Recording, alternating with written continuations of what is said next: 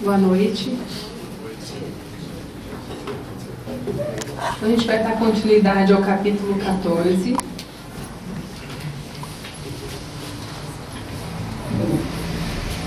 Como o Fábio falou na oração, as palavras dele vêm muito de encontro com o título, né? Da gente ter força, da gente usar as dificuldades como alavanca, realmente como uma medida salvadora dos nossos problemas. É uma novidade para mim, não para vocês, eu acho, mas eu descobri aqui que a doutora Marlene, junto com a Betinha e o Palmieri, eles comentam todas as obras do André Luiz. Então tem o CD, eu não sabia, né? Descobri hoje na última aula. Se soubesse, eu tinha colado. Então são diálogos médicos sobre as obras do André Luiz. Então, estou tentando descobrir. Aí semana que vem eu falo. Mas a Silvia está pesquisando também. Na Rádio Boa Nova. Na Rádio Boa Nova, tem. Eu vi que no site Mundo Maior também tem alguns disponíveis.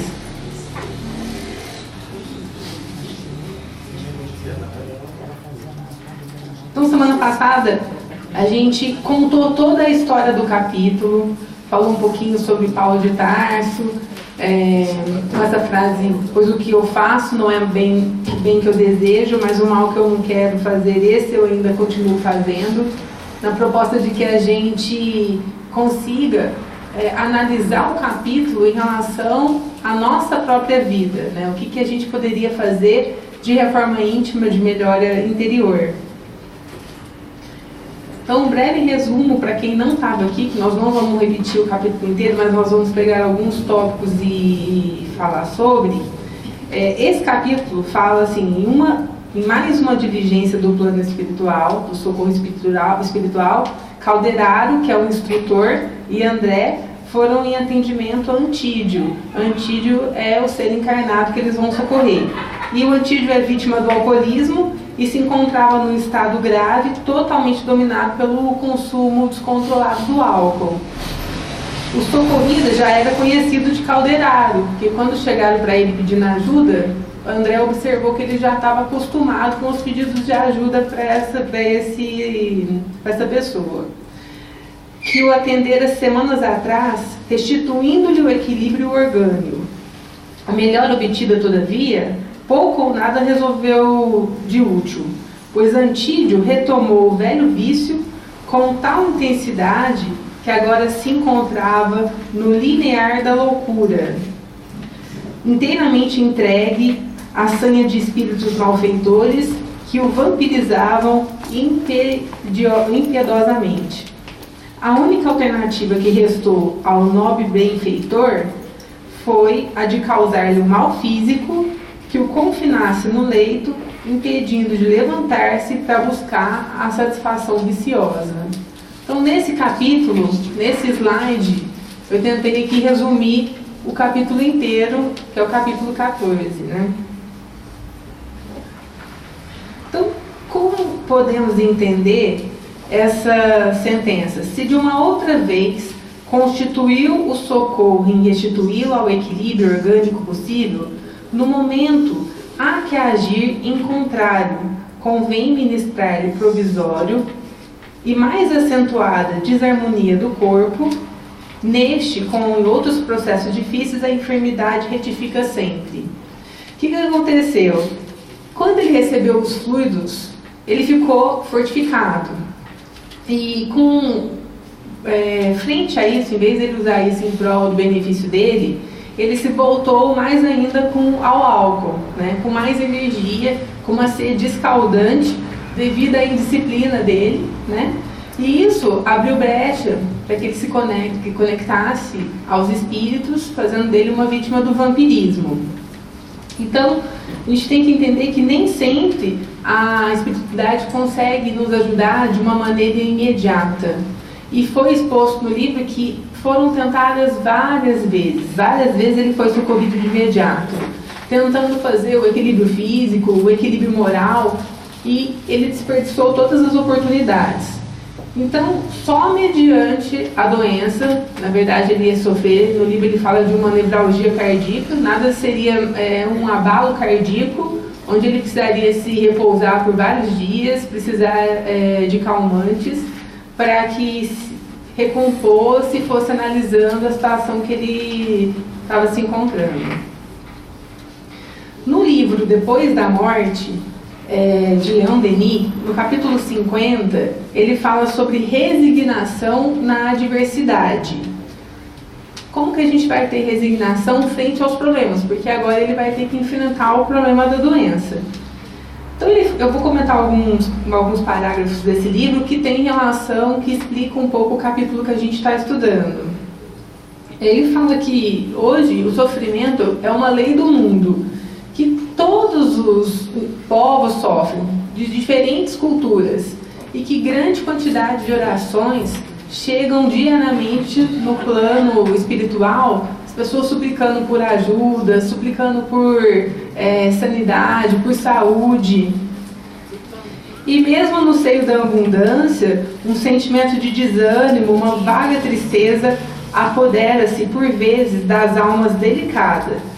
Sentem que nesse mundo é irrealizável a felicidade e que aqui apenas se pode perceber dela apenas reflexos pálidos. Então, assim, ele explica que isso está dentro da gente. É um instinto acreditar que existe um outro mundo melhor, né? Muitas vezes, por um comentário, às vezes sem conhecimento, tem uma pessoa sofrendo. O que a gente mais ouve as pessoas falando nos velórios, né? Ah, descansou, agora ele está num bom lugar, né? Tosqueira, né? Mas isso está dentro do ser humano. Ele fala que os espíritas, as pessoas que acreditam na doutrina dos espíritos, eles têm que ter isso como uma convicção, não como um flash, né?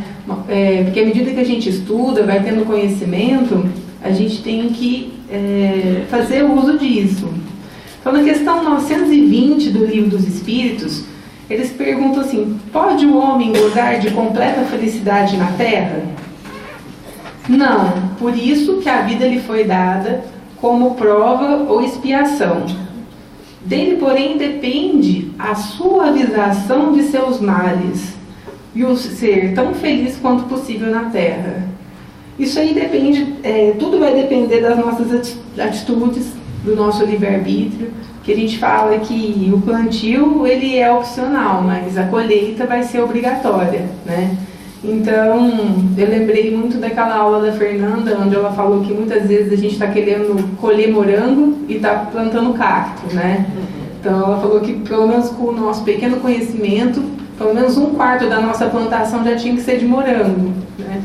Porque não adianta a gente querer colher uma coisa e estar plantando outra.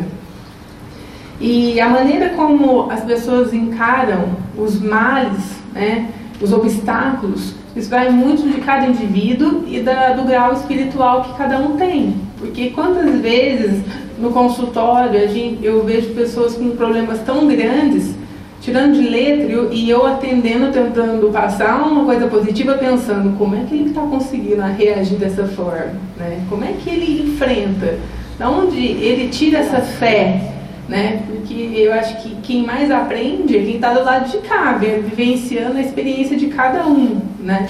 E é uma grande escola de aprendizado, né? Ver como cada um encara. Tem uma senhora que eu atendi, é uma senhora japonesa. Geralmente os japoneses são muito fechados, muito recatados. Às vezes quando eles falam tá com dor, a úlcera já perfurou. E aí ela falou que estava com uma coisa estranha na perna, eu palpei um linfonodo, mas já estava assim, tamanho de um limão. Então ela estava com um linfoma avançado. E ela sozinha, sempre ia sozinha, morava sozinha. Eu pedi para chamar a família depois de algumas visitas.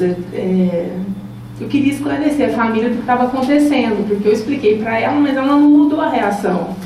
E aí foi todo um tratamento, ela acompanhou com o hematologista, com o oncologista, até que ela recebeu alta. Depois de um ano ela estava de alta, ela faz o acompanhamento, mas ela já tinha saído daquele período de tratamento agudo. Aí eu não aguentei, um dia eu perguntei assim para ela: dona fulana, por alguns momentos eu achei que a senhora não tivesse conhecimento da sua doença, né? Mas eu cheguei a confirmar que se a senhora tinha me entendido o seu diagnóstico, e a senhora várias vezes falou que tinha, né? Como que a senhora conseguiu reagir dessa forma? E ela só respondeu assim: adiantaria reagir de outra forma? Então, assim, aquilo pra mim foi uma lição, porque em nenhum momento ela titubeou na fé dela, em nenhum momento ela em nenhum momento falou: se Deus, isso eu tenho certeza que vai dar certo. Ela aceitou, trabalhou aquilo e foi melhorando, né? Continuando aqui no livro Depois da Morte, ele fala assim: a dor, sob suas múltiplas formas, então vamos pensar um pouquinho no personagem do livro, é o remédio supremo para as imperfeições, para as enfermidades da alma.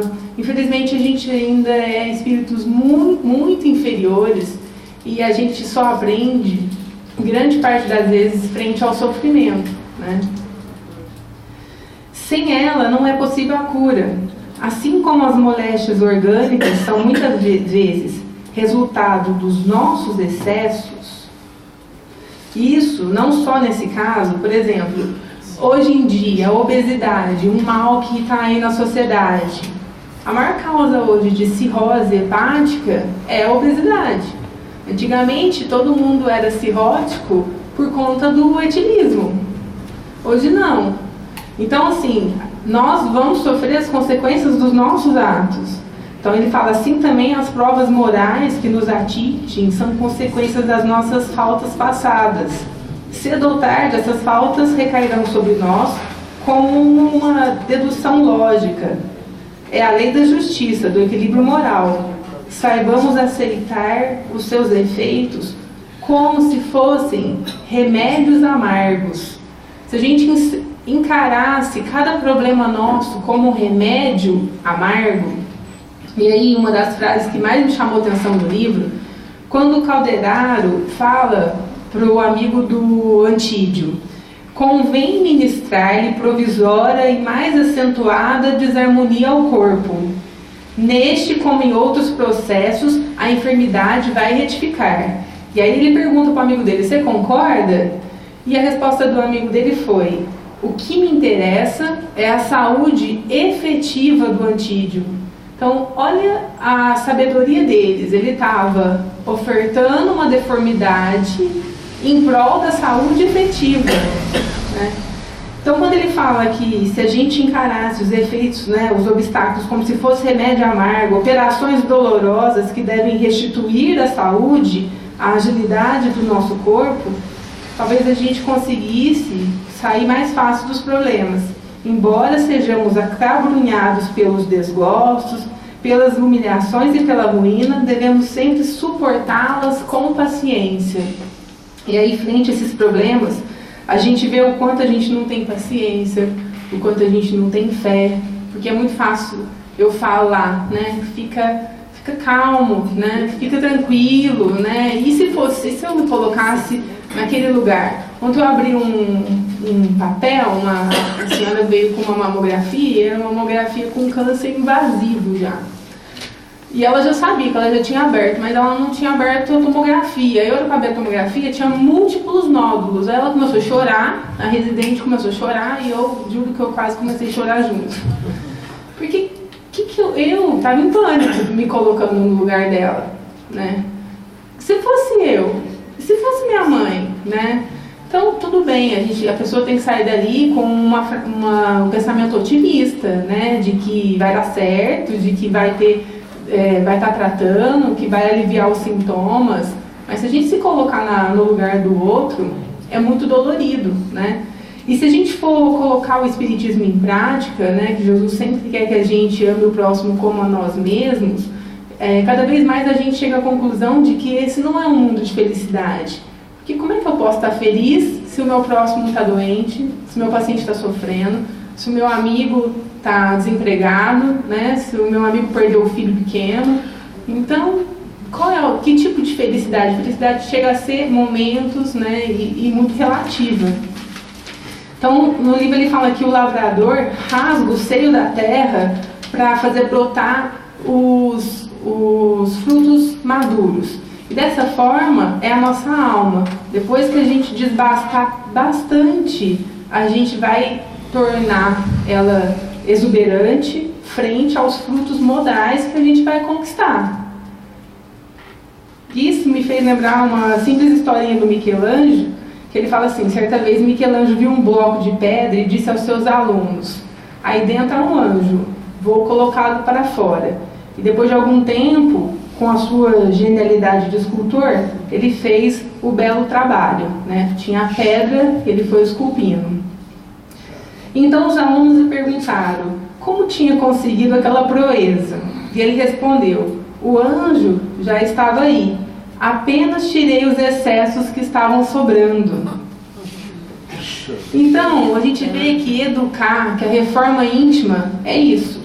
É ir com paciência, é a gente ir com perícia, trabalhando os nossos maus hábitos, descobrindo quais são as nossas virtudes, até que o anjo que está dentro de cada um apareça, né?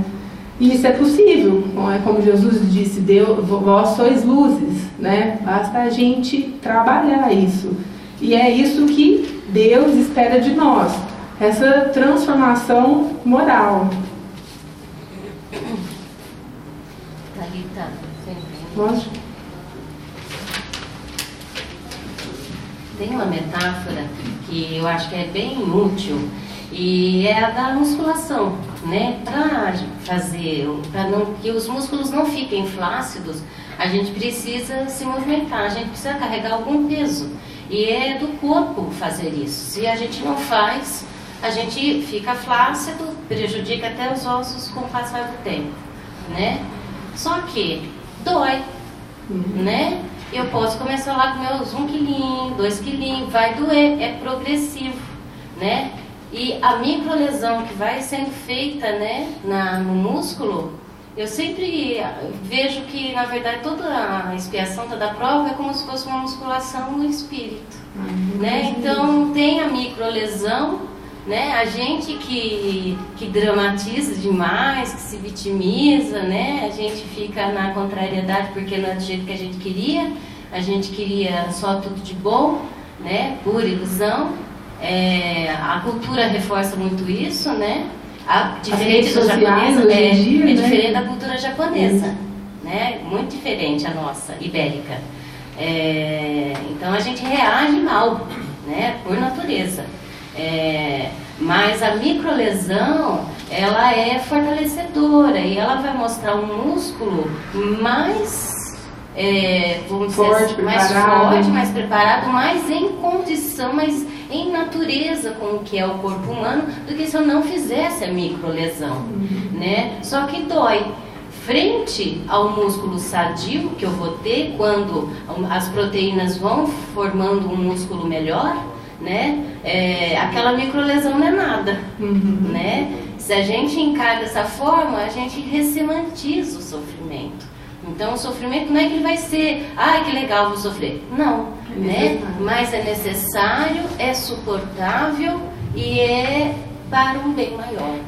E tudo isso, para tudo isso, a gente precisa de disciplina, né? E de esforço, porque a gente só vai sair da inércia se a gente agir.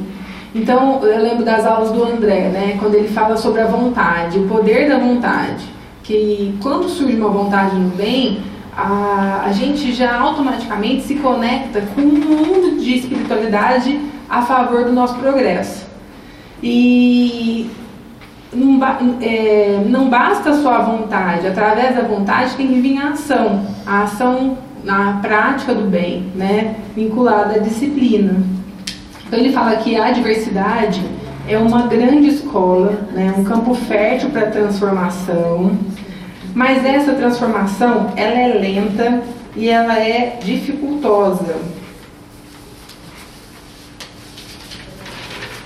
Pois só pode ser operada pelo sofrimento, pela luta constante contra o mal, pelo nosso próprio sacrifício.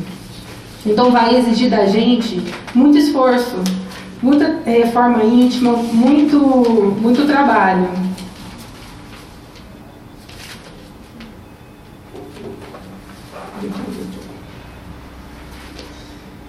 A ignorância das leis universais faz-nos ter aversão aos nossos males. Se compreendêssemos quanto esses males são necessários ao nosso adiantamento, se soubéssemos saboreá-los em seu amargor, não mais nos parecia um fardo. É muito difícil a gente aceitar essa frase, porque se a gente aceitasse ela ao pé da letra, a gente teria que pedir aqui, né, nas nossas orações, dificuldades. Né? Ah, Deus, me dá um câncer, né, porque eu vou... Então, frente, quando a gente tem um problema, já é uma imposição, porque ninguém vai rezar para ficar doente, né? E quando a gente fala, seja feita a sua vontade, a gente no fundo está sempre esperando que seja feita a nossa vontade. Então, frente a um problema imposto, não imposto, porque há todo um planejamento reencarnatório, né? Nós participamos do nosso planejamento reencarnatório e muitas vezes ele é refeito devido aos nossos deslizes. Mas e a gente está frente a uma dificuldade? O quanto é difícil? Porque muitos nós que estudamos a doutrina espírita, muitas vezes a gente se revolta frente à morte, frente a uma doença que aparece, né? Não é fácil a gente colocar em prática tudo isso que a gente lê.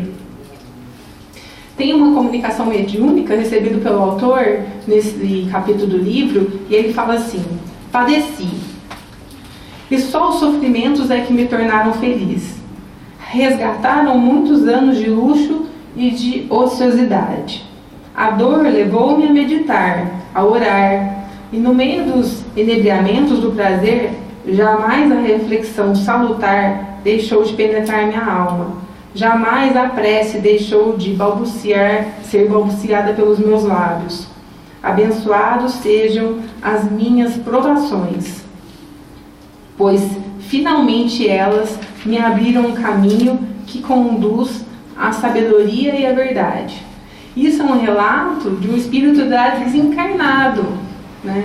Como será que ele comentaria a vida dele na hora que ele estava ali enfrentando? Então, lá no mundo espiritual, quando foi mostrado para ele todo o desenrolar da evolução dele, essa foi a conclusão que ele tirou. Voltando ao capítulo 14, ele fala assim: com poucas palavras, na indagação de André Luiz, temos uma excelente reflexão a respeito do vampirismo. Eis a frase: estaríamos diante de um homem embriagado ou de uma taça viva cujo conteúdo sorviam gênios satânicos do vício? Como você entende essa frase? Aqui estamos sujeitos espiritualmente e perispiritualmente quando influenciados pela atuação anestesiante de um tóxico. Então aqui eu ouvi algumas informações dadas pela doutora Marlene e fui escrevendo, né, sobre as conclusões dela sobre essas duas frases do capítulo. E ela falou assim, pega um pouco daquela parte onde eles entram e vê todo mundo dançando, né, e o André pergunta, mas é crime, é errado dançar? E tudo depende da intenção. A dança, quando ela é ligada aos prazeres inferiores, a gente vai atrair só espíritos com sentimentos baixos. Então é como se fosse um rádio, a quem nós estamos nos sintonizando. E isso dá brecha para a vampirização. Então ela fala que o etilista, quando encarnado, ele abre oportunidade à ligação com entidades que desejam as mesmas emanações dele. Ele vai estar se conectando com espíritos desencarnados que estão com o mesmo objetivo dele. Esse é o exemplo no álcool, né? Tem o exemplo no sexo, na droga. E uma coisa importante, assim, o álcool, ele anestesia o corpo físico de uma maneira que faz com que o organismo do viciado tenha o seu perispírito deslocado. E esse deslocamento do perispírito faz com que o indivíduo alcoólatra tenha uma comunicação com um mundo não real. Ele começa a ver os obsessores dele em alguns momentos. E ele explica que esses obsessores desencarnados, eles são ex-etilistas. E os etilistas, muitas vezes, são encarados como suicidas inconscientes.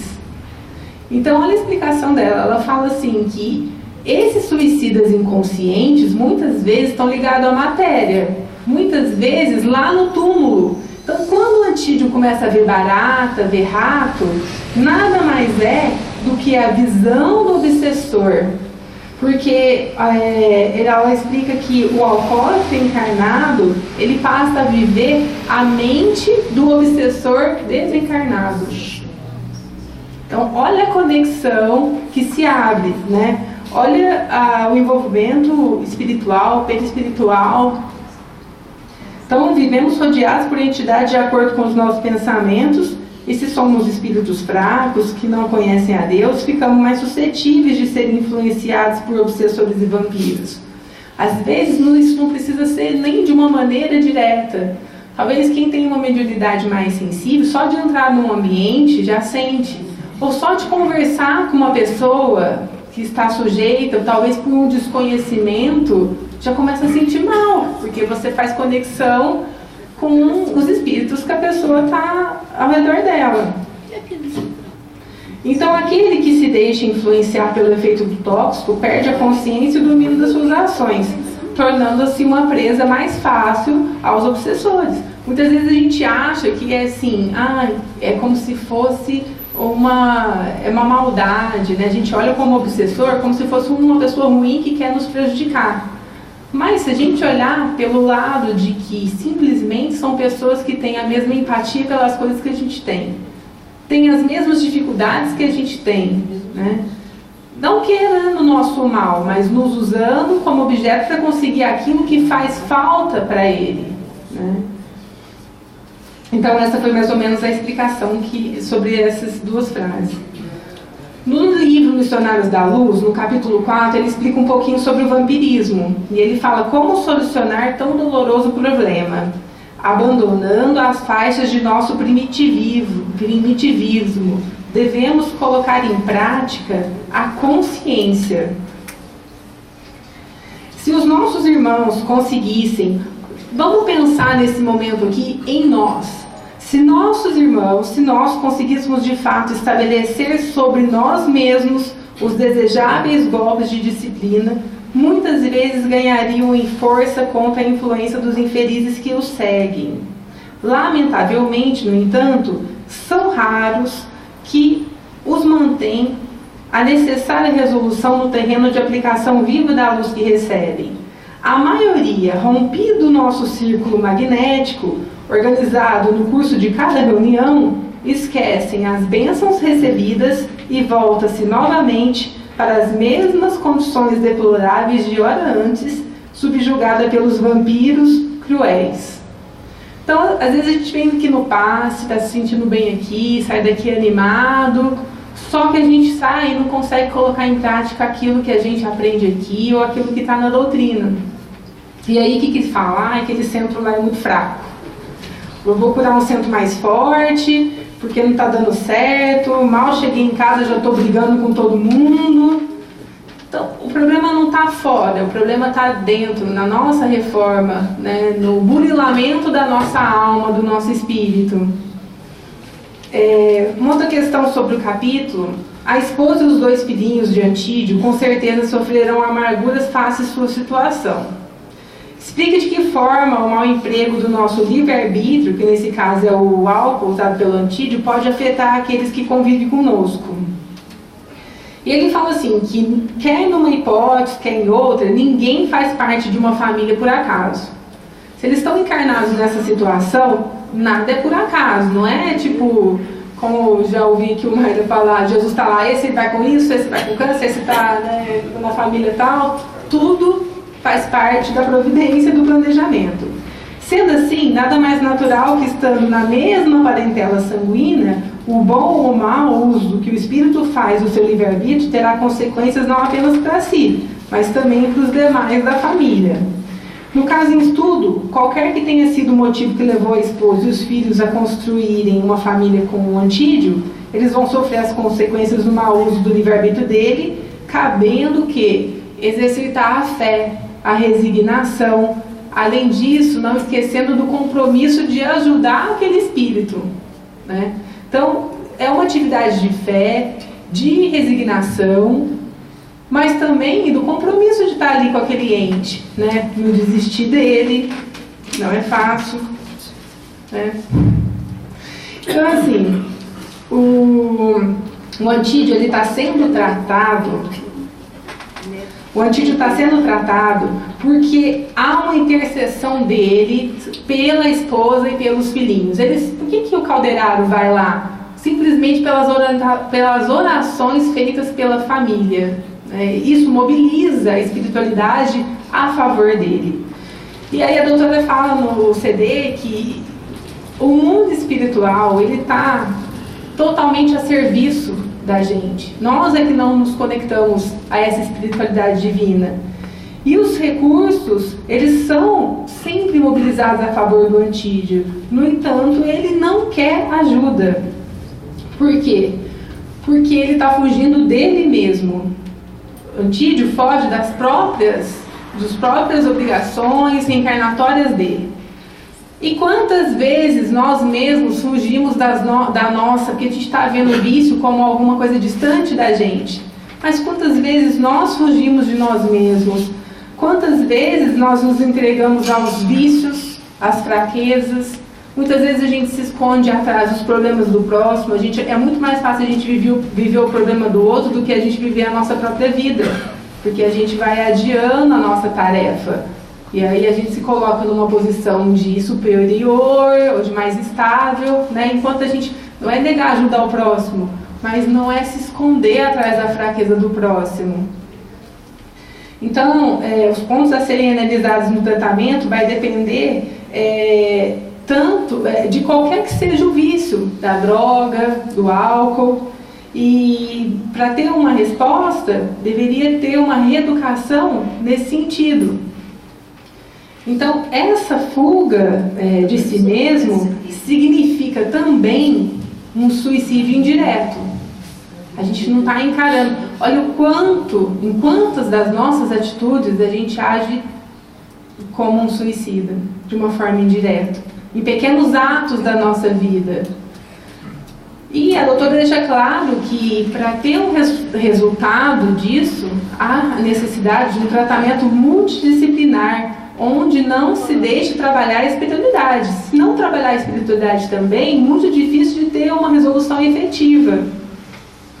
E o objetivo do tratamento é que o indivíduo assuma a sua responsabilidade na própria vida. A gente pode observar que a maioria dessas pessoas que têm um vício, elas não têm uma responsabilidade. Eles não assumem os filhos, o trabalho, a família, o seu papel fundamental na sociedade, que cada um de nós, em vez de ficar reclamando do governo, nós deveríamos assumir o nosso papel como cidadão perante a sociedade. E uma das hipóteses que a doutora faz sobre essa falta de responsabilidade, compromisso, ela fala assim, tem alguns desses espíritos que poderiam até ser tecidos em outra vida, parte da nobreza, pessoas que tinham as coisas muito fácil, de mão beijada, e pessoas que tinham títulos honoríferos e que não trabalhavam pelo amor à causa. Então, há necessidade de trabalhar esse compromisso desse objetivo encarnatório. As mesmas forças divinas que concedem ao homem a brisa cariciosa, elas infligem-lhe a tempestade devastadora. Uma ou outra, porém, são elementos indispensáveis à glória da vida. Cabe uma pergunta: como devemos agir quando o nosso próximo ou nós mesmos nos deparamos com a tempestade devastadora indispensável à glória da vida? Como que a gente deve reagir e agir, né? Então, Então ele fala assim que a dor é uma forma divina que nos foi dada para que cresçamos. Sabendo disso, devemos nos resignar e aprender a sofrer sem desesperar, sempre confiante. Estou falando, mas como é difícil a gente colocar isso em prática, né? Sempre confiante. Vão ter dias que a gente vai estar mais animado, outros menos, sobretudo no Pai que não nos abandona. Sendo a dor o resultado dos nossos próprios atos e pensamentos, não temos que nos queixar, a não ser de nós mesmos. Como não podemos modificar o passado, temos que cuidar do presente para que no futuro não tenhamos que novamente tomar esse remédio amargo.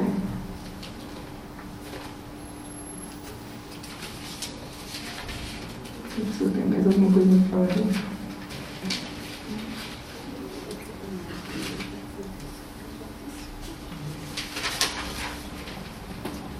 É isso. De que forma podemos nos fortalecer no sentido de afastar toda e qualquer influência que nos leve aos vícios? E praticando a oração. Praticando a oração, o bem desinteressado, as leituras edificantes, a caridade para com o próximo. Somente assim a gente vai manter a sintonia vibratória elevada, vai manter uma conexão com a espiritualidade, nos cercando dos bons espíritos, que só nos trarão boas intuições. Então, uma mensagem que esse capítulo traz é sobre a resignação. Porque a gente tem que ter muita resignação para superar as dificuldades que cada um tem, né? Ele fala assim que é um dever lutar contra a adversidade, abandonar-nos, deixar levar pela preguiça, sofrer sem reagir os males da vida é covardia. Isso tanto para os nossos problemas quanto frente aos problemas dos nossos parentes. Porque é muito difícil para a família aceitar o etilista, ou que seja um viciado, lutar com ele. Às vezes pela nossa covardia, né, é muito mais fácil a gente desistir. Mas quando os nossos esforços se tornam supérfluos, quando tudo é inevitável, chega então o momento da gente ter mais resignação. Nenhum poder seria capaz de desviar de nós as consequências do nosso passado. Foi aquela frase que eu falei semana passada, né? O arrependimento, ele não vai isentar a punição. A gente vai ter que arcar com as consequências dos nossos atos, né? Seja ele da bebida, e aí sofreu risco, também do abandono, né, às pessoas. Revoltar-se contra a lei moral seria tão insensato como que queremos resistir a essas leis. Então, assim, as aflições mais cruéis, as mais profundas, quando elas são aceitas com submissão, que é o consentimento da razão e do coração, elas indicam geralmente o término dos nossos males. Às vezes, antes do mal acabar, às vezes antes da doença se curar, a pessoa já teve a cura interna, a cura da alma, né? Então, o pagamento da última fração do nosso débito é o momento decisivo em que nos cumpre permanecer firmes, fazendo apelo a toda a nossa resolução, a toda a nossa energia moral, a fim de sairmos vitoriosos da prova e recolhermos os benefícios que ela nos oferece.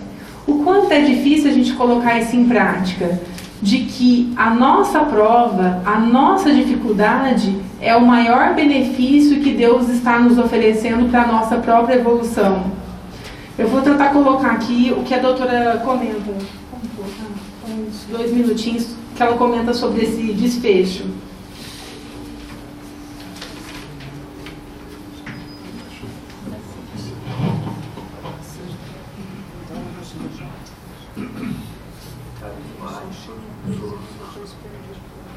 Desejo, né? Pedro, Marco. Este livro é de 1947. Como é atual tudo isso, né? E principalmente isso que ele falou aqui, porque nós estamos num mundo em transição. Nós vamos ter uma grande virada agora daqui uns poucos anos. E ele diz aqui, harmonizemos-nos em Jesus Cristo, a fim de equilibrarmos a esfera carnal.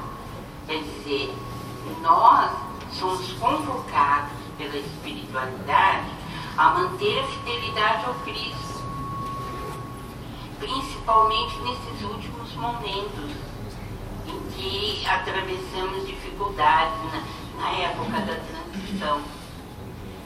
Mais do que nunca, essa palavra de Eusébio é importante para que a gente mantenha um fluxo, né, de pensamento mais voltado para a espiritualidade superior. Então, diante de tanta desagonia, de pensamentos, de emoções, de ações, muitas vezes negativas, se nós não buscarmos o Cristo dentro da fé viva, nós não vamos encontrar respaldo para continuar a nossa vida aqui na Terra, que é muito difícil. Haja visto, né, os últimos acontecimentos na reunião serrana do Rio, né? Foram bem graves. Então é um período muito difícil, isso como você está falando. Então é isso que a doutora conclui, né? Se a gente não tiver, ela fala da nossa harmonização em Jesus Cristo, a fim de harmonizarmos a nossa esfera carnal. Fazer ao próximo aquilo que gostaríamos que fizesse a nós mesmos, né? Sermos convocados pela espiritualidade a manter a fidelidade ao Cristo. Manter um fluxo de pensamento constante com a espiritualidade. Por isso que a religião, a religiosidade nos ajuda muito, para que mantenha a nossa conexão constante com a espiritualidade. Estar sempre em sintonia com os nossos mentores espirituais, que por sua vez estão sempre em conexão com Jesus. Olha a nossa importância, né? Quantos de nós, eu sempre falo aqui, se lembra de se conectar ao nosso anjo, que está 24 horas do nosso lado, né? Com as mãos estendidas, à nossa disposição, sendo o nosso melhor amigo nessa encarnação. Então é através da prece, da meditação, da confiança em Deus, e que a gente vai conseguir transformar o mundo íntimo da gente, reformulando os nossos maiores desequilíbrios. Então, eu termino com essa frase do livro: amando e socorrendo, crendo e agindo, Jesus amparou a mente desequilibrada. Assim, cada discípulo da fé redentora pode e deve cooperar no reerguimento dos irmãos frágeis e vacilantes. Então, cabe a cada um de nós lutarmos contra o nosso vício, mas também sermos verdadeiros soldados de Jesus